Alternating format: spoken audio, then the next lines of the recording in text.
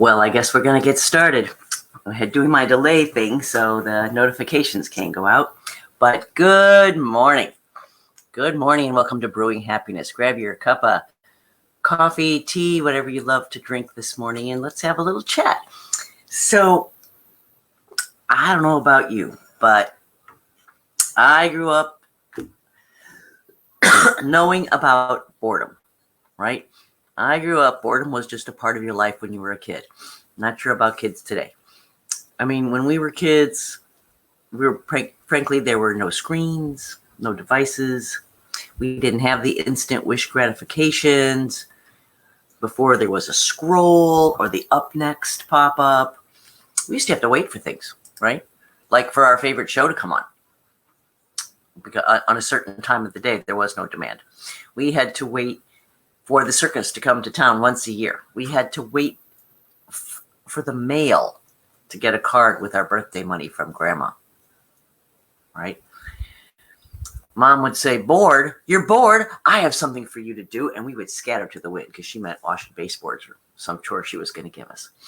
But, you know, we scattered out in the early morning. We got up, we left the house in the morning. We didn't come back till dark, and we entertained ourselves all day. We weren't afraid of boredom. Now, it seems in today's culture, boredom is something to be avoided at all costs. We've grown uncomfortable with being bored, right? The first thing we try to think of is, what can I do to kill this boredom? And the kids, the grandkids, they think being bored is like the worst thing in the world that could happen to you. We're not really teaching our kids to enjoy doing nothing or to entertain themselves without electronics so much, right? And now being on lockdown, we had quarantine, right? Lockdown, quarantine, that probably caused some boredom. The pandemic and the resulting quarantine has emphasized our reliance on the external rather than the internal world. People often feel tremendously bored when they are not engaged with or entertained by something external. From clinical psychologist Carla Marie Manley, PhD, specifically talking about post-pandemic, right? So what is boredom? Well, come on, please. We've all been bored, right? You're sitting in class and the teacher is droning on and on and on about some subject you just don't care about. Or you are waiting for your delayed flight and you're sitting in the airport, right? Sometimes we daydream or we watch the clock. We look for something to distract us. Nobody looks forward to boredom. Nobody says, gee, I think I'll be bored today, right? It can leave us angry and frustrated and cause us sometimes to behave in less than flattering ways. It can even make you overeat, right? Some say, about some differences of opinion here, some say that boredom is an emotion. Others that it's actually a lack of emotion, right? Lack of stimuli and emotion. Boredom is really the lack of one emotion, and that's excitement, right? There's no interest. There's no eagerness. We feel bored when we see the same scenery every single day. And it works a little bit like hunger, right? If you don't eat, you get hungry. If you don't change your scenery or have some excitement in your life, you don't have something to look forward to, you get boredom. Hunger, loneliness, and boredom kind of all function the same way. If you don't get food, affection, an orgasm, excitement, you are going to be hungry, lonely, lustful, and bored, right? So if boredom, okay, some confusion about whether it's an emotion or not. But if it is an emotion, it's a fairly weak one. It's hard to detect and isolate. We might think we're unhappy, we're frustrated, we might think other things. We don't feel it until it's strong and persistent. And it's a dull pain, not a sharp pain like how about our feelings hurt or being triggered, right? Boredom's kind of a dull background pain, just kind of like, a paper in Perspectives on Psychological Science suggests that boredom is all about our ability to pay attention. A few conditions need to be met to make boredom. You need a certain amount of energy to even be bored. See, when we have low energy, when there is little going on around us and we have low energy, we feel calm and peaceful. That's when we are a few minutes of respite to ourselves. We don't mind that there's nothing going on. In fact, we're kind of so happy to not be stimulated for a few minutes. But when we have high energy, right? We have some high energy that feels like it needs to be doing something, and there's nothing right in front of us, nothing available that sounds good to us. That's when we're bored. We're bored when we have trouble focusing our attention. It's not really about not having anything to do. It's really about focus. And we think the reason is our environment, right? I'm sitting in the airport. I'm waiting for a plane. I am so bored. I can't. My flight is delayed. I have 2 hours to just sit in this seat, right? Well, the stress of being in the airport, waiting for the flight, not knowing what time things are going to happen, makes us unable to focus. Because if you look around, there's a lot of things you could do at the airport, right? People watching. Fantastically fun at the airport. You could grab a bite to eat. You could watch the television. CNN's always on a TV near you somewhere, right? We have, those things don't happen though, because we can't focus our attention because we have this stress in the background. We can't concentrate. You think it's because you're at the airport, right? But there's plenty going on around you. It's you. A study by the Journal of Personality and Social Psychology in 1989 talked about a study where participants were asked to listen to a tape of a person reading an article in the next room. Now, they chunked them into 3 groups, and there was also a TV playing for some. And one group, the volume was very, very low, kind of had a hard, you could hear it, but not hear what the people are saying. One, the volume was high and annoying, and the third, no volume at all. So the group with low volume, the group that couldn't quite hear what was going on with the TV, ranked themselves as being more bored than the group that had the loud TV or no volume at all, right? For the loud volume group, well, kind of clear. They knew why they were distracted. They were frustrated and annoyed, not bored, right? That loud TV was keeping them from focusing on what they wanted to focus on. So they knew what was going on. But the group with low volume, and the group with no volume, well, they didn't have any distraction, right? So they didn't count. But the group with the low volume, they couldn't concentrate and they didn't know why. Couldn't figure out that this was, this thing they couldn't quite process because they couldn't quite hear it well enough. So the assumption is the group with low volume couldn't concentrate. So they thought this lack of attention, they labeled this lack of attention or the lack of being able to pay attention as bored. Seems we know when we're bored, right? And we want to, so we know we're bored. We want to alleviate the feeling, so we daydream or we let our minds wander. But sometimes that can work, right? Letting our minds wander can break the boredom. But studies show that the more you daydream, the more bored you get. Your mind knows that you're trying to avoid boredom, and so it gets bored with the daydream. Boredom often happens when we have no control over the situation. Waiting rooms, right? Again, back to the airplane departure gates. School rooms. Usually we react to an unpleasant situation by changing the situation. If I don't like the book I'm reading, or if the TV show is annoying me, or if there's a kid crying, usually I can get up and move away. But when we can't control the situation, what can you do when you can't change it, right? And real boredom, that's when our real boredom sets in. Again, we can't pay attention because it causes stress, narrows our working memory. And again, hard to pay attention. So how do you feel about boredom? What do you think? Do you dread it? Do you kind of welcome it as a respite from the relentless drone of life? I kind of find sometimes I don't really mind being bored, right? I feel like I have spent my whole life trying to fill in the moments of boredom. So I remember being in calculus class in high school. I wasn't really keeping up, right? I knew that my real work would come in tutoring and after-school math lab. So the lecture didn't make a whole lot of sense to me at the time, and so I doodled, right? I didn't have a notebook. There was no notebook in my. It didn't matter what class it was. I didn't have a notebook in my group it wasn't covered with flowers and butterflies and little stick men and puppy dogs and all the things I love to draw, right? When I was a kid, I played with little bitty stuffed animals. I would build them homes and beds out of tissue boxes and Scotch tape and just play for hours with my little toys, right? Because I was bored. And so I found something to do. That's what we do with boredom. If we truly want to avoid boredom, or we really want to fill in the boredom, then we have to do something. We have to decide what to do to fill that time that doesn't feel like wasted time or daydreams. Well, excuse me, I'm fighting a little cold this morning. Drinking tea today instead of coffee. All right. Actually, here's what they found. Boredom allows us to be creative. Being bored kind of sends you back to get in touch with your little child inside, right? With your deepest desires, the things that as life goes on and responsibilities come on, and we kind of let those daydreams or those dreams or those things we think we want to do with our life, we let those go out of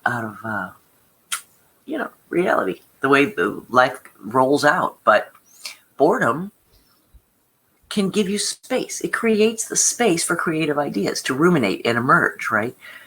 If something's going on all the time, if you're constantly talking and listening and being hit with stimuli all the time, there's no time to be creative. There's no room to be creative. You're constantly being bombarded. Boredom, or lack of stimulus, lets us really create space, right? We start dancing around the edges of it, and we create this big open area of nothingness that's where creative juices come in. Oh no, I'm going to fill this space with something I love, right? For me, I dance all the time, right? In the kitchen, when I'm at Target, at the beach, if I hear music, I dance.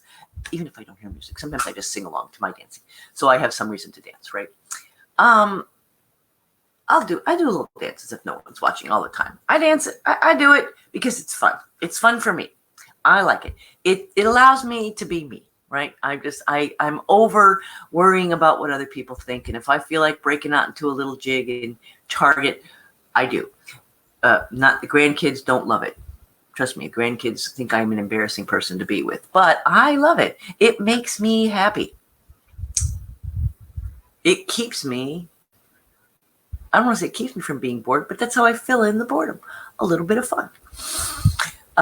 Boredom can lead us to huge epiphanies, right? To joy, to freedom, to fun, to great ideas, to greater productivity, if we just put it to work.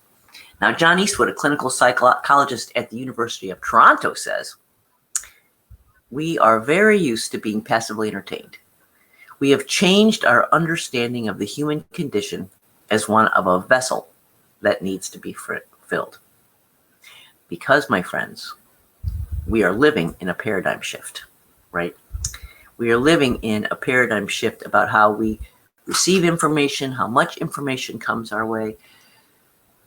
And 50 years ago, right, you had maybe the TV and a radio. The guys talking out on the street, that was the stimulus coming at you if you're sitting on the stoop, bored, nothing to do. Today, there's screens all around you, right? There's opportunity. We don't sit there anymore and just listen to the sounds around us. We don't relax into boredom like maybe it's a gift, a respite, a break from reality, right? So what do we do about boredom? Okay, if you're dedicated to getting rid of your boredom, what do you do? So meditation. We always come back to meditation, don't we? Lowers your arousal or your energy level. Meditation pulls you down into that low energy, calm space. Remember, boredom comes because I have excess energy that needs to go somewhere. So breathing, meditation, taking a slow walk, right? Those are all designed to lower the energy level so that I can be in that place of peace and calm and not call that boredom, right? Music. The key to boredom is music. It crowds out all your distractions. It can influence your mood. It can counteract your boredom simply by listening to music, which is great because I'm sure most of us carry a little music box and headphones everywhere we go, right? Not totally dissing the technology. It's not all horrible, right? We're pretty happy that we can listen to music wherever we go. All right. Make a list. Here's another thought. Make a list of what you are truly afraid of downtime. What will happen if you're not busy? Write this down. Write down the answers that come to you. What will happen if I'm not busy? What thoughts, beliefs, fears emerge when your mind and body are quiet? Maybe these are some things you're going to want to work on anyway, right? A lot of us feel guilty when we're bored. We need to be useful every moment of every day. We need to be doing something useful all the time. So we feel guilt if we enjoy a down moment, a moment of nothing to do. I'm just going to sit and listen to the birds chirping right now. Some might call it boredom. I call it fantastic. But we feel guilty when we do that. We should be getting something done. Surely there's some chore that needs to be done. Can you learn to sit with these uncomfortable feelings and thoughts? If guilt or a feeling of I should be doing something else or whatever is coming up for you, when you're bored, can you learn to live with it, right? Can you answer to it? We don't know how to do nothing. It's been a very long time since we, as a society, embraced doing nothing as a good thing, right? It's a long time since we practiced it. But connecting with boredom can be so beneficial. That's exactly right. It can help your mental health, your creativity. It can switch you out of the mode of doing to the mode of being, right? This goes back to that I got to be doing something all the time. I've got to be accomplishing something all the time. And so being bored just kind of lets us be. We are human beings, not human doings, right? We need time to be. It soothes our nervous system. Being bored actually, lack of stimulus is good for you sometimes. It actually kind of soothes our nervous system. Life can be frenetic. It lets us calm down a little bit. Studies back this up. They show boredom helps boost individual productivity and idea generations. By allowing your thoughts to roam freely, we learn to focus on matters without distraction. Now, Manoush Zomorodi wrote a book called Bored and Brilliant. Talks about all the fabulous things that come from being bored and how being bored can lead to brilliance. And then that led to, inspired a thing called Bored and Brilliant Challenges. Now, these are challenges that participants are challenged to go out and observe their world without photographing it. I always forget to take photos. Every event I go to, we have wonderful parties. I go out with girlfriends. I have some once-in-a-lifetime events, and I got home, and I'm like, I didn't take a single freaking picture. I'm busy in the moment. I'm trying to be it. Now, this is not a good thing. I wish I had a picture, but I forget. It's okay to enjoy the moment. We don't have to be documenting and photographing every great moment in our life. Just stop. Just enjoy it, right? In the challenge, in the Bored and Brilliant challenges, participants were asked to write down small observations of their environment. So if you're sitting at your desk, or you're sitting out in your backyard, or you're sitting in a park, get out a little notebook and write down, what do you see? See two birds having a little conversation.